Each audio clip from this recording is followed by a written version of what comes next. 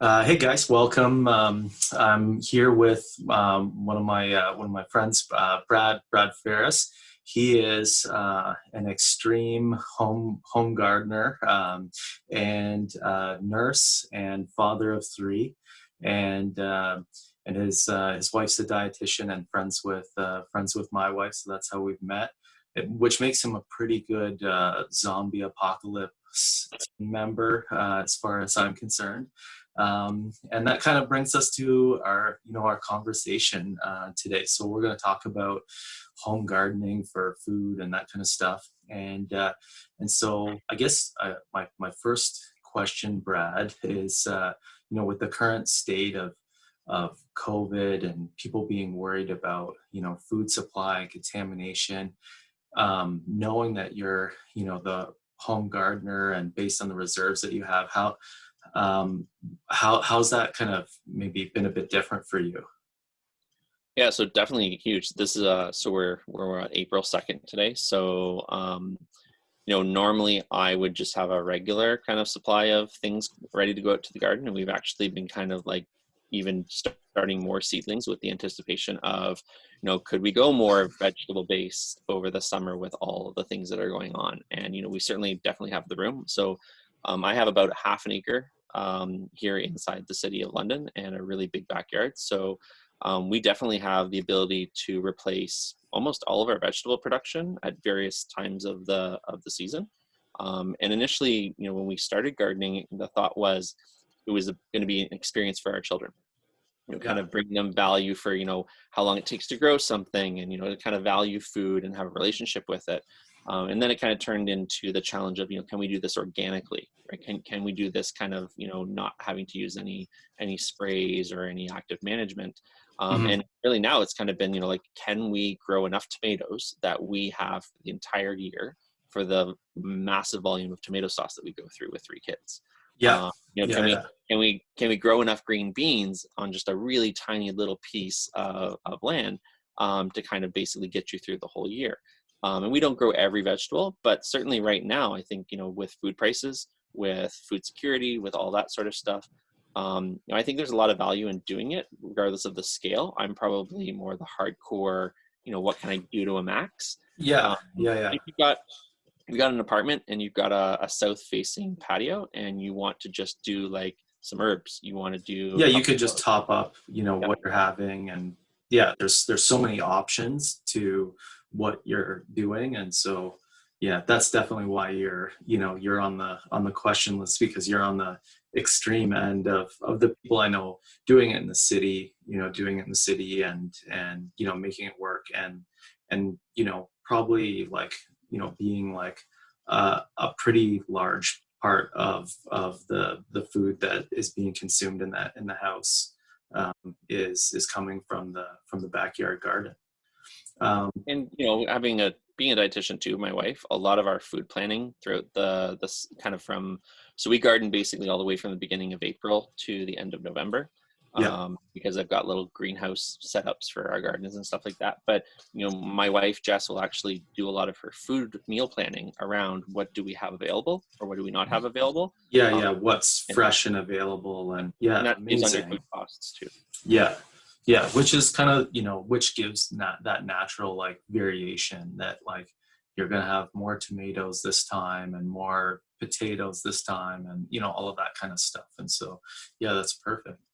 Tell me about when you first started, and take me on the journey to kind of where you are now. So I grew up being very fortunate. I grew up in London in the city, but all of my mother's side of the family were farmers. So I spent my weekends on the farm pretty much every weekend of the year.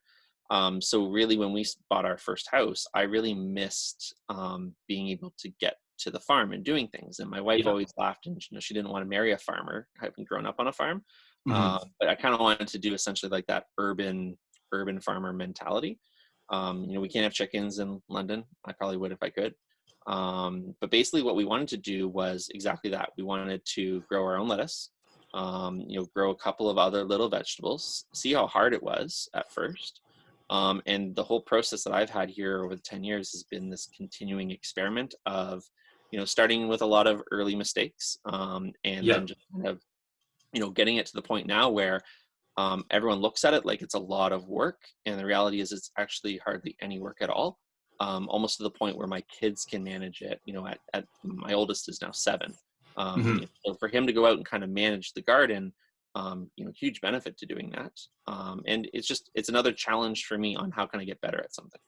Yeah, yeah, yeah. And it's, if you were given the same garden you have now, year one, it probably would have fallen apart and like been a disaster. But now that, it's been going for years and years, it's pretty straightforward, and you've troubleshooted all the problem spots and all of that kind of stuff. Yep. give give me the numbers. How much did it cost? How much land does it take? How much food does it produce? What kind of time does it take? Like, give me some kind of numbers on Yeah. this. So that's a big loaded question. I'll kind of start from like if we're doing it right now, right? So if I were to start what I'm doing right now from scratch, I have 3 large garden boxes that are made of redwood cedar. They're about $250 to $300 a piece to build. And I certainly, having learned what I've learned, would do that a lot cheaper and more effectively now. Yeah. It's been great. You don't want how, to use. how would you do it cheaper? Just a different type of wood, or? Yeah, so what I would actually do is I would use galvanized steel siding almost as the walls of the garden. The benefits there Okay. Yep. benefits there was actually higher, so it's more difficult for the rabbits to get in because rabbits are a problem at our place. Yep. And certainly the wood, although in a drier climate, that redwood cedar can certainly last up to 20 years. In our Rot climate with here, all the water. Yeah. Okay. right, in our kind of environment, I'm starting to see that disintegrating wear at about year 7. So Okay. earlier than I expected. And Hmm. the plan is next year I'll actually rebuild them where I'll form that new structure around them and Yep. just let essentially the soil biology eat that wood apart, Yep. and go from there. So, certainly you can get the Costco home plastic packages. I'm a really big fan of just put it on the grass. Get Yep. a bunch of cardboard, get a load of compost, make a nice heaping pile, and you'd actually be surprised how productive that can be. Which is where I've switched I have a little orchard of 5 fruit trees in the backyard, Yep. and that's where we've gone now. We just edge it on grass, we dump compost on it twice a year, Yep. and we plant directly into that. And I've got some images to share after. Yeah. In terms of the seeding, all I really have to get the seed started indoors is not high tech. It's a couple of 4 ballast lights. So I got 2 sets of them. I think I got them at Habitat for Humanity for like $20 a piece. The Yep. bulbs are from Home Depot. They're just the grow light fluorescents that I think, again, I paid $4 at Habitat for. They might have been repurposed from some other indoor Exactly. operation. And maybe about $100 in seed overall for the volume that I'm growing. But Yeah. I do You a have lot a of, lot of variety of things too, though. Yeah. and I do a lot of succession planting. So like, as an example, I've just started my beets now indoors, but I'll plant beets every 4 weeks up until the beginning of September. And Hmm. that basically gives us a consistent supply of beets throughout the year that's ready. Yeah. And how much time has gone into it? Like, obviously it's scaled up over time, and there's research and all that kind of stuff, but just like hard labor to set it up, and then maybe like, weekly labor to kind of keep it going. So your effort and time changes as the season obviously goes along, right? So right now, the only time that I'm spending is usually about twice a week. I'm watering the seedlings. To plant them, I normally would listen to a sports game or something like that at the kitchen table. So really, to kind of do the planting at the level that I do, probably an hour to 2 hours once or twice a month to kind of do the succession planting. Hmm. At the peak of the year, so middle of July, early part of August, where I'm watering, I used to spend a lot of time doing weed management, pruning, pulling. I've really gotten away from all of that, so I don't do any tilling. It's what's called no dig. So I just basically put the compost down, I plant it. I don't have to worry about weeds. The water's great because it holds a ton of moisture. So, even during the peak of the year, I enjoy that time. I don't have any bad habits, but Yeah. probably maybe 2 to 3 hours per week. But an example would be, after dinner, I'm out there for 20 minutes, tinkering around with this or that. Yeah. Or Yeah. on a Thursday night, you're out there Yeah. grabbing. Because you kind of do it at the end of the day as the sun's going down. And Yep. yeah. Yep. And you kind of, and you're out there, if you're grabbing something for dinner, you're out there and kind of doing another task or two. And there are certain vegetables that I don't grow anymore just because they're so time intensive.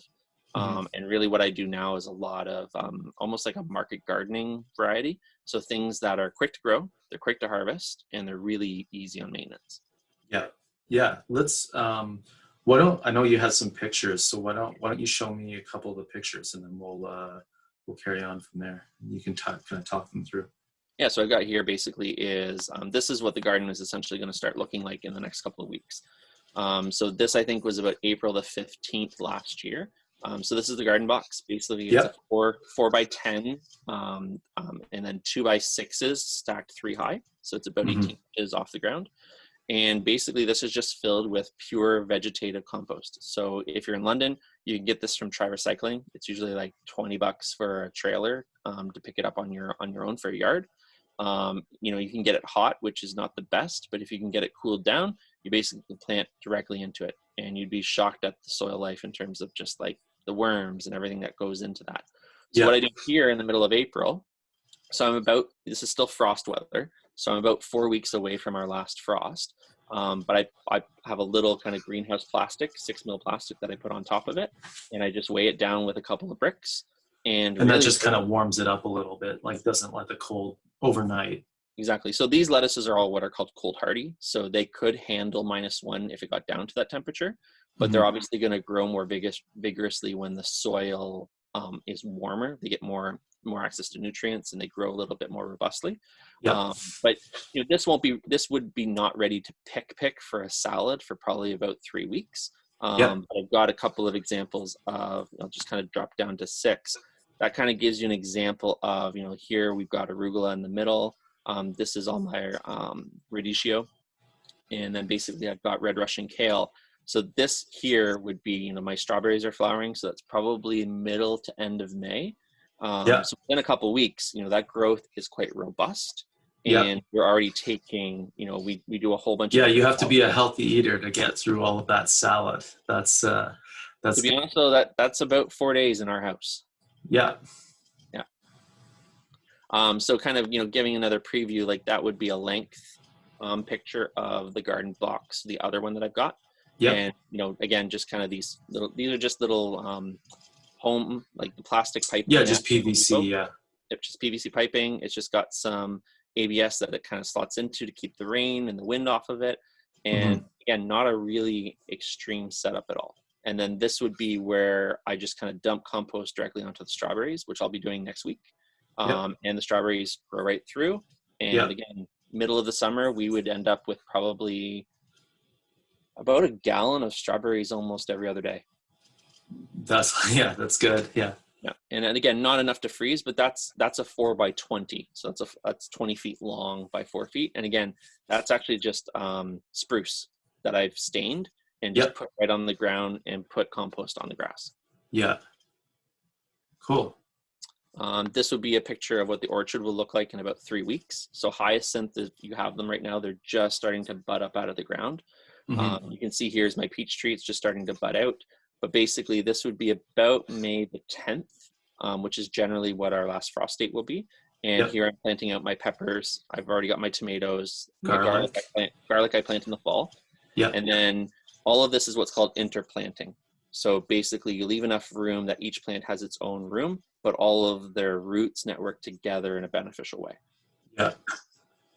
And this is basically just compost, literally, again, right on cardboard about 4 years ago. It's Mhm. about 4 inches thick.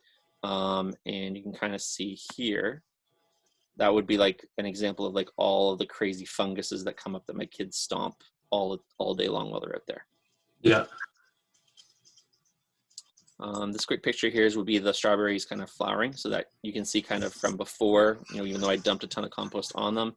And then again, this is me planting leeks probably earlier in the year with the next succession of lettuce. Hmm.